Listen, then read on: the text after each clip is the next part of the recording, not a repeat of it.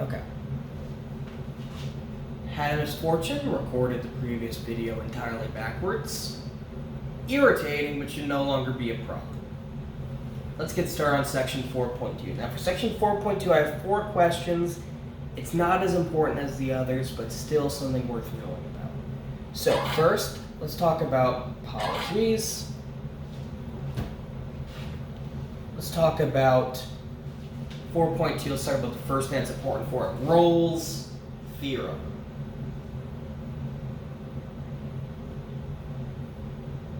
We're not going to do any proofs or anything, but Rolle's theorem.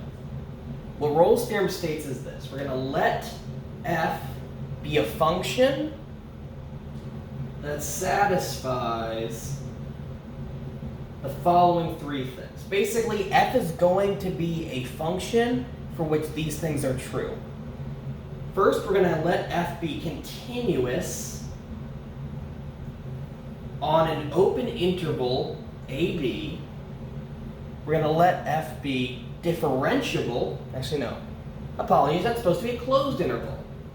Closed interval.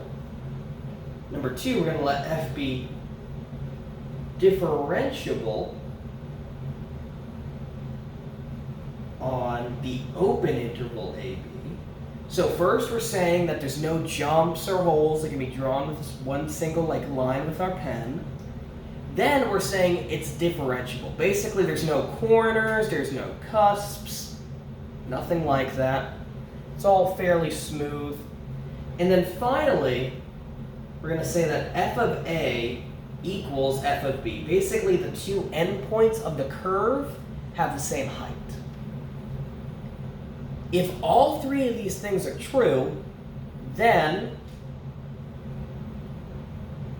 there is a number c in that interval AB so that the derivative of c equals 0. Let's do an example. So we're going to have one point here, we're going to have one point over here. Notice how they're basically the same height with each other, right?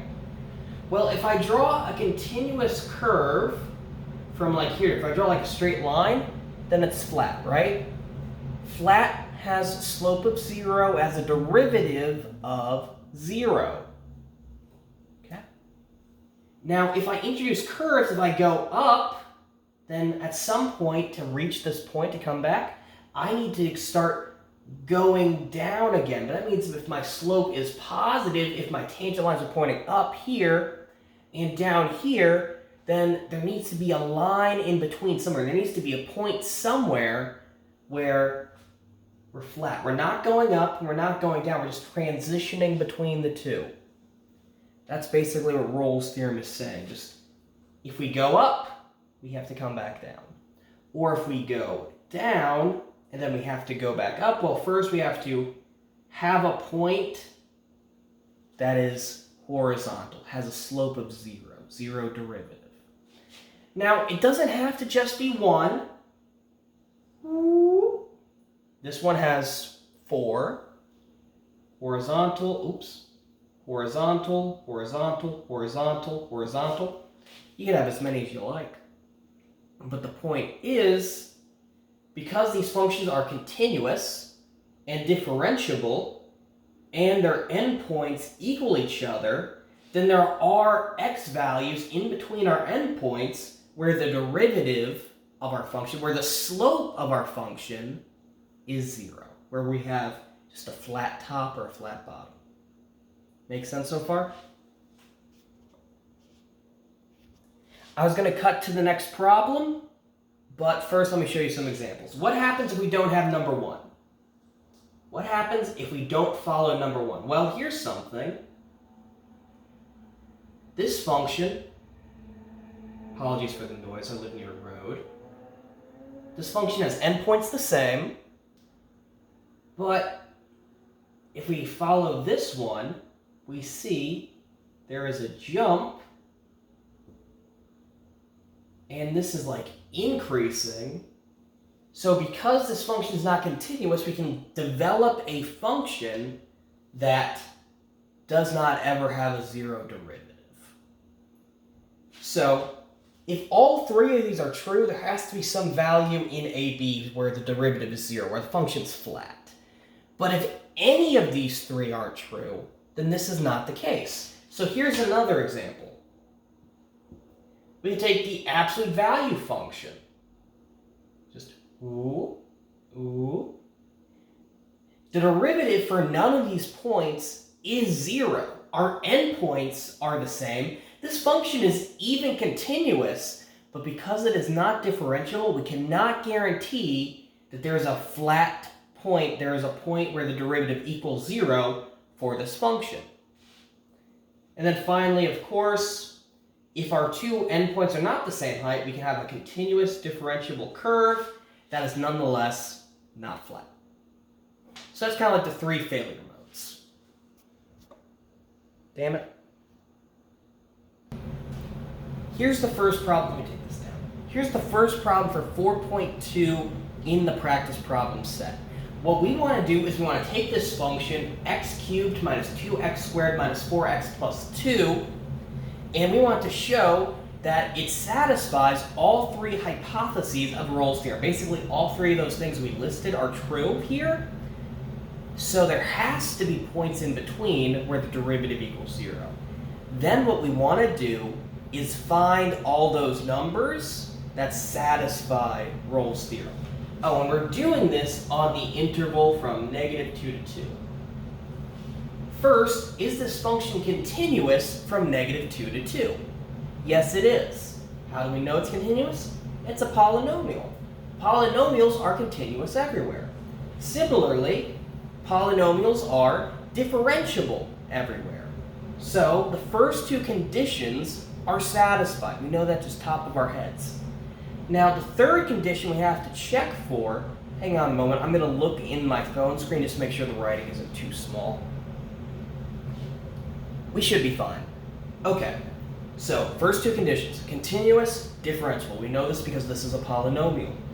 Third condition, do the endpoints equal each other? There's only one way to figure that out. We're going to plug f of -2 in, and we're going to plug f of 2 in, and we're going to see if they equal each other. So -2 cubed minus 2 times -2 squared minus 4 times -2 plus 2. Well, this is -8 minus -2 squared is positive 4 minus 2 times 4 minus 8 minus 4 times -2. That's going to be a plus 8 plus 2. And to make a long story short, this ends up being -6. Okay. What about f of 2? If we plug 2 in, we get 2 cubed minus 2 times 2 squared minus 4 times 2 plus 2. So we get 8 minus 8 minus 8 plus 2, -6. F of -2 equals f of 2. Our endpoints have the same height, so all three conditions of Rolle's theorem are satisfied. What does this mean? Let me write it up. Conclusion of Rolle's theorem, I'll state it one more time. There is a c in -2 to the open interval so that the derivative at c equals 0. Now, we want to find all the values of c that satisfy this. We know there's at least one. There may be more. We want to find them. How do we do that? Same way we found critical points. We're going to take the derivative. We're going to set it equal to 0. Derivative of f. 3x squared minus 4x minus 4. We're going to set it equal to 0. And then we're going to get to factoring. This one's going to suck. That's okay.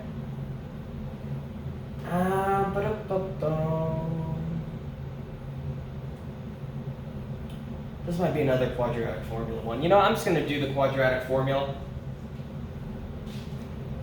I'll be back. Okay, I did it.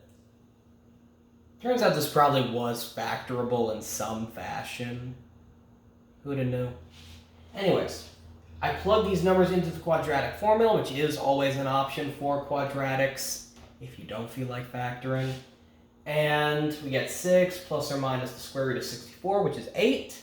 6 plus or minus 8. That's going to be either 14 or negative 2. 14 over 6 and negative 2 over 6 are two values of c, so that the derivative of f of x, which is 3x squared minus 4x minus 4, this derivative here, the two values for which this equals 0 are 7/3 and negative 1/3. But of these two values, only one, negative 1/3, is actually between negative 2 and 2. 7/3 is bigger than 2, so we're not going to worry about that one. So we've shown that this function satisfies the three conditions of Rolle's theorem, and we found the one c value within this interval which satisfies that condition, which has a flat derivative. Let's do another one. Okay, second problem in the problem set. We're starting off with f of x equals tangent of x, and we're given the interval 0 to pi. Right? So, let's check the endpoints first. F of 0 equals the tangent of 0. Tangent of 0 is 0. Similarly, f of pi, tangent of pi, well, that's going to be 0 as well. Okay, so the two endpoints of this interval have the same height for this function. Problem even tells you that. But there is no number c in between 0 and pi, so that the derivative, secant squared of x, equals 0. Let me write that up. Secant squared of x does not equal 0 on this interval 0 to pi. If you wanted to, you could graph the function secant squared, and you can observe that for yourself. Question is, how come? The two endpoints equal each other, right? This room is a little too echoey for this purpose, maybe. Doesn't matter, I can't fix that now. The two endpoints equal each other. Why doesn't Rolle's theorem work? Why isn't there a point in between 0 and pi so the derivative equals 0? Well, you guys know the tangent function, so you already know the answer. The tangent function, like the two endpoints, have the same height, but tangent isn't continuous and differentiable on 0 to pi. It has an asymptote at pi over 2. So for graphing,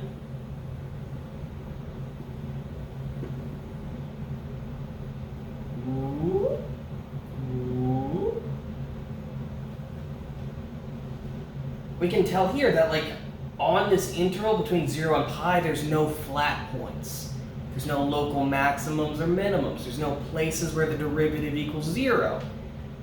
There doesn't need to be any because of this asymptote right here. It's discontinuous, it's differentiable. That's why, even though the endpoints are equal to each other, there isn't a place where the derivative equals 0, and this does not contradict Rolle's theorem. Okay, question number 3. I lied about question number 3.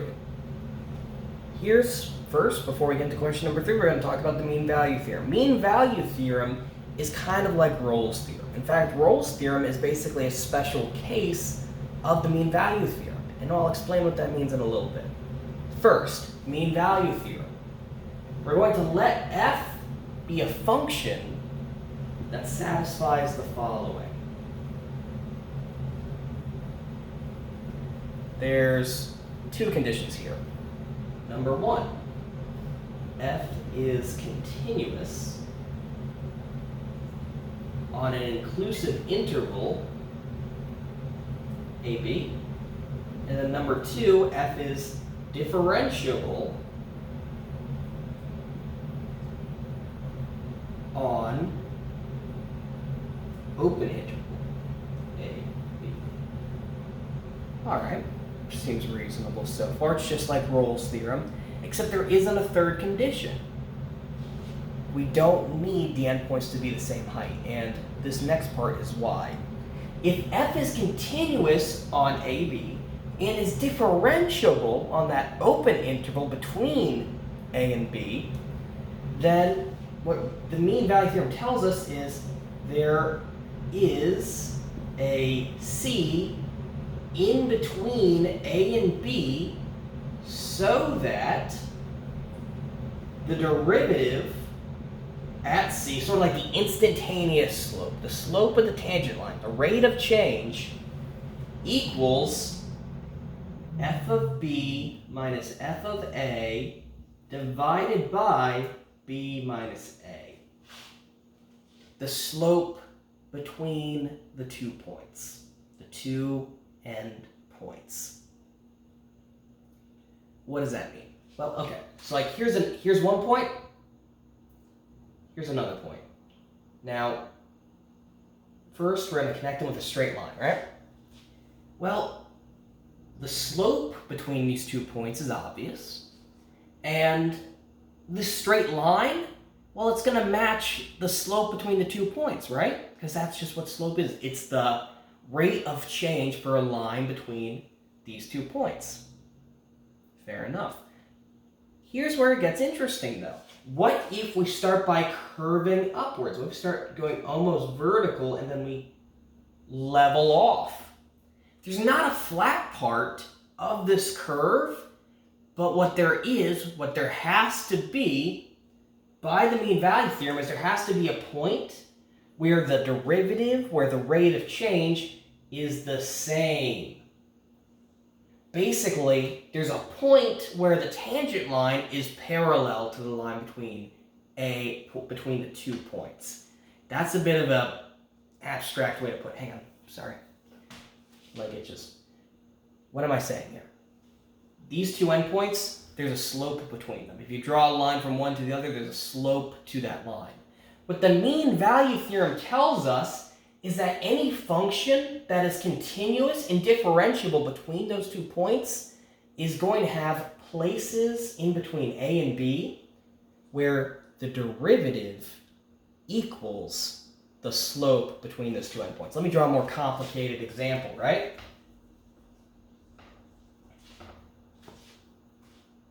Okay, something like this.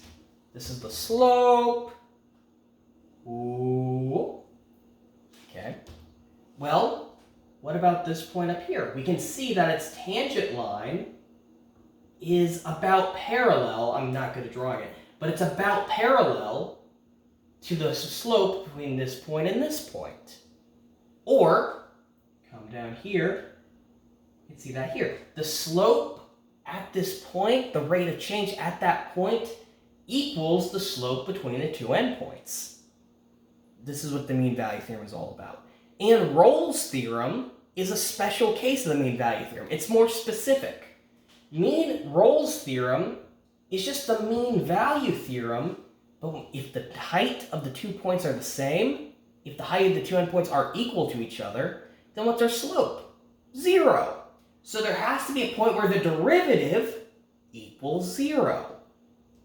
Special case. Only applies to when the slope between the 2 points equals 0.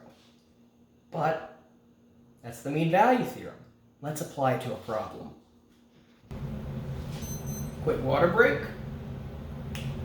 Let's get going. Problem 3. We're given a function, 2x squared minus 3x plus 1. What do we want to do? We want to verify that this function satisfies the two conditions of the mean value theorem on the interval from 0 to 2. Then we're going to find all the values of c where the slope, the derivative of this function, equals the slope between this point and this point. Let's do it. So first, is this function continuous on 0 to 2? Yeah, because this is a polynomial. Is this function differentiable on 0 to 2? Yeah, it's a polynomial. So the 2 conditions resolve immediately. That's fantastic for us. Now here's the next part. We need to do 2 things. Number one, we have to find the derivative. We might have to do three things. But the first thing we're going to need to do is find the derivative.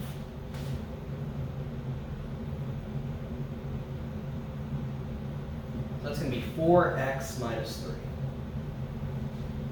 Cool. Now, something else we're going to need to do is we're going to need to find the endpoints of this function for this interval. That means we're going to have to find not just these x values, but the y values too. Let's plug them in. F of 0. If we plug this in, f of 0 is 1. So 0, 1 is one of the endpoints for this function on this interval. Now, for the other endpoint, we're going to plug in 2. 2 times 2 squared, 2 times 4 is 8. Minus 6 is 2, plus 1 is 3. So 2, 3 is the other endpoint. What does this mean? Well, if we graph it, we're going to have like 1, 2, 3. We're just going to keep going up. We're going to have 1, 2. Well, 0, 1 is one of the points for this function. Apologies. 0, 1 is one endpoint for this function on this interval. 2, 3 is another point for this function on this interval. And also, just because I want to demonstrate this with graphing, 0, 1. And this is going to make a parabola, right? Okay. This is what the function looks like. Now, what we want to know is the slope from this point to this point, the slope of that line there. And we can find that pretty easily. F of 2 minus f of 0, that's 3 minus 1. And we're dividing it by 2 minus 0.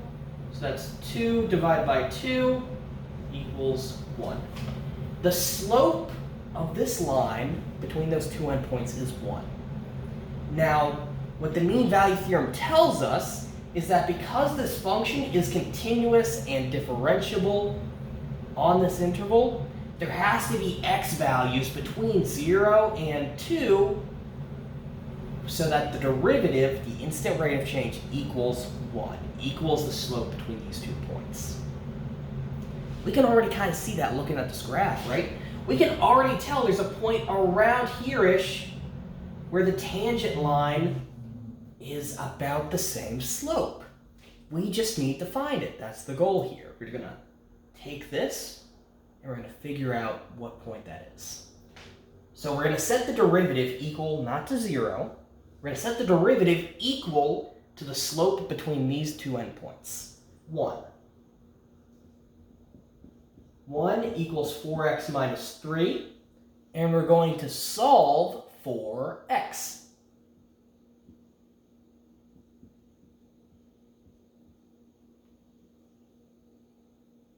4 equals 4x. Divide both sides by 4. X equals 1.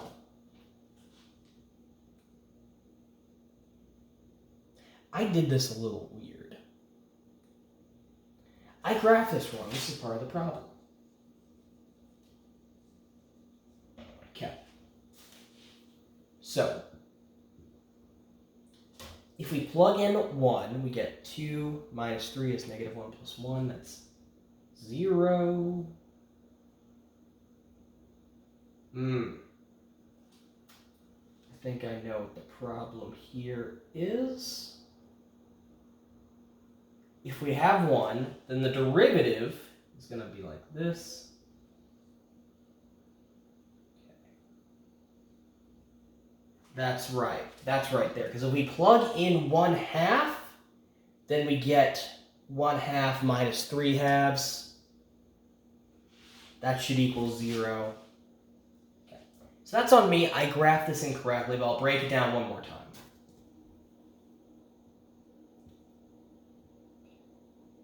One half equals 0, and we just bring it back up like that.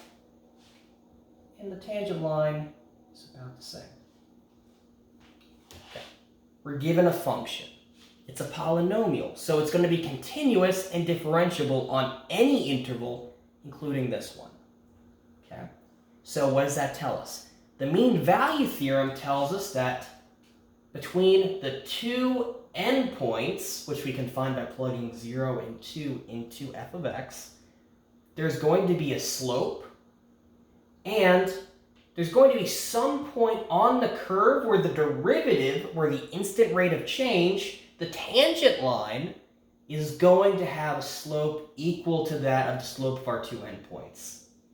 In this case, we set our derivative equal to the slope between the two endpoints, which is 1. We're going to set our derivative equal to 1, solve for x. This is our c value. When c is equal to 1, when our x value is 1 between 0 and 2, the derivative of our function equals the slope between our two endpoints. That's what the mean value theorem tells us. That's what the mean value theorem allows us to find. I'm going to show you an example of how we can use this for something interesting. Okay. Here's a usage of Rolle's theorem. Show that x cubed minus 15x plus some constant c equals 0 has at most one solution in negative 2, 2. What does this mean? Basically, we can take x cubed minus 15x. We can just take that function, we can grab it, and we can move it up and down as much or as little as we want. That's the plus c. We can give it a vertical shift. And it's only going to cross the x-axis at most one time in between negative 2 and 2. Okay, so what's the big deal there? What does this mean for me right now? Well, if you want to show something has at most one solution, what we're going to do is what mathematicians call a proof by contradiction. You don't really need to know what that means. Basically, what we're going to do is we're going to say, okay, we want to show this has at most one solution. We're going to say it has two solutions. We're going to say it has two or more, and we're going to show why that belief is mistaken. We're going to prove that's wrong. That's a proof by contradiction. We're going to show this function has at most one solution, crosses the x-axis at most once, by saying if it crosses it twice, something bad happens. Okay? All right.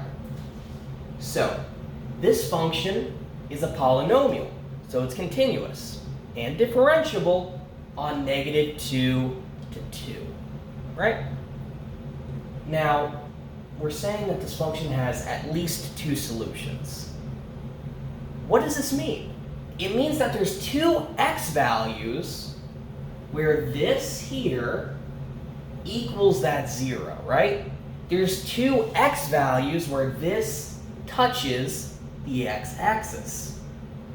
That sounds like Rolle's theorem, doesn't it? Yeah. Okay.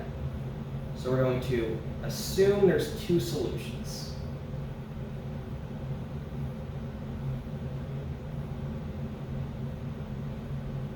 This isn't going to be on the quiz or the test or anything. I just like this example because it kind of shows how we can apply mathematical reasoning. Like basically, this is what I do for my job. It's the sort of thing I do. I prove things are true or false using mathematical reasoning.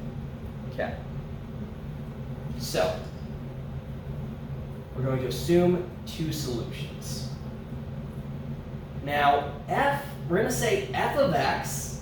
Well, first, we're going to assume two solutions. We're going to call them x1 and x2. Classic. Now what? Well, we're going to call this a function. We're going to call f of x x cubed minus 15x plus some constant c. Right? All right. Sorry. Arm itches.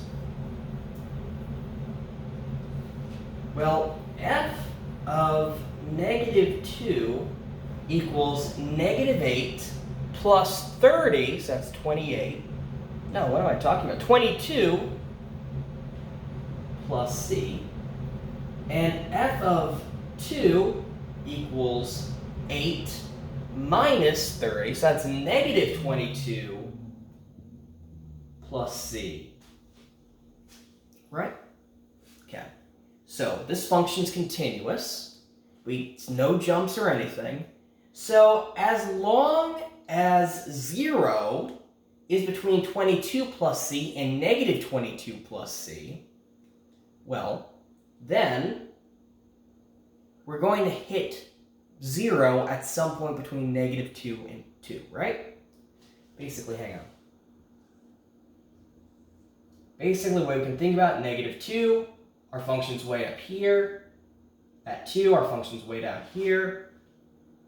And if we have a continuous function, there's going to be at least one point, no matter how we get there, where we're crossing the x-axis, right? Hang on a moment. Apologies about that, had to check the door.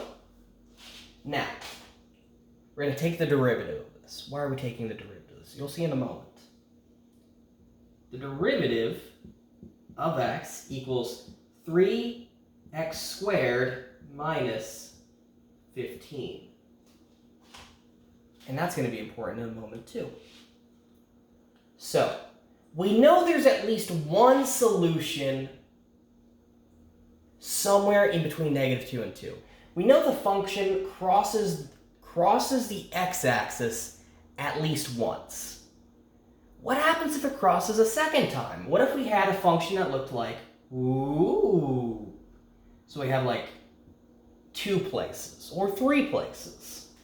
Well, in that case, Rolle's theorem applies, right? Because we're not just continuous, we're not just differentiable, but we're going to have 2 points that have the same height. So Rolle's theorem applies between them. There has to be some x value in between them where the derivative equals 0. Problem here, from negative 2 to 2, this is never bigger than 0. You can check that yourself. If we plug in negative 2, then 3 times negative 2 squared, that's 12 minus 15, negative 3.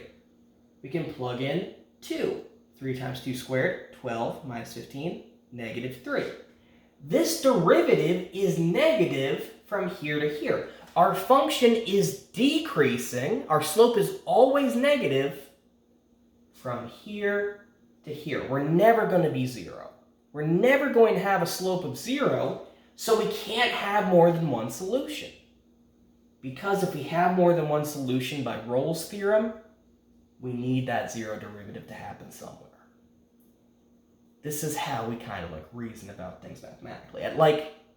At higher level mathematics, you stop doing equations as much, and it's a lot more writing sentences and paragraphs. We're not going to get into that in Calc 1, but this is the kind of thing that you might end up doing later on if you end up facing classes where you need to make proofs. Just a neat example of mathematical reasoning, not going to be tested on this. I just think it's cool. That wraps up the 4 questions for 4.2. It's not as much a focus this time. I'm going to cut this off, and I'm going to maybe upload the first and the second one, or I might just skip to recording 4.3.